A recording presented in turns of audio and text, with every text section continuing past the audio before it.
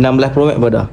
Cari model 2300 bawah. 1300 1300 ke bawah. So kalau 1300 ke bawah kita ada iPhone 13. Macam mana, okey?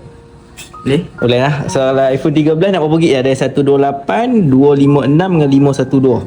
256. 56. Mana pun ni? Ada black. Pink tak mah? Tak mahu. Tak mah, tak kena baju lah. Tak kena. Alright, so 13 256 warna black. So spesifik dia midnight lah. Alright, so ni lawa lagi. So abang boleh check tengok dulu. So main pada mana ni? Main berapa tampuh? Tampuh mana kereta motor? Motor. Uish, rider sejati. Macam mana connection Cun?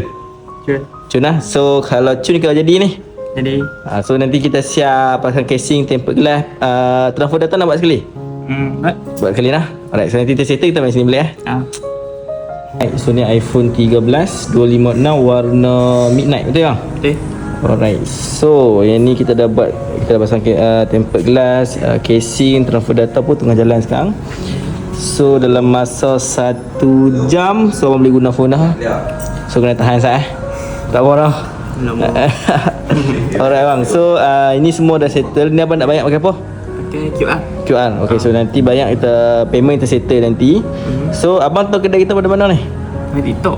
TikTok ada follow kita tak? Ada. Serius ada? Nasib transfer data ada, saya check tau.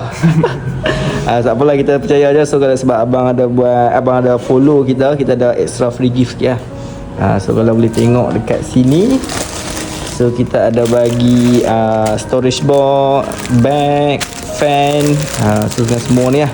So okey tak? Okey. Cukup tak? Cukup. Cukup. So, cukup pun kita bagi lagi. Sebab kan abang sporting buat video, alang-alang bateri tinggal 5 je. Kita tambah lagi power bank satu. Cun tak? Cun lah. Alright bang. So terima kasih bang support Kliki Kulim.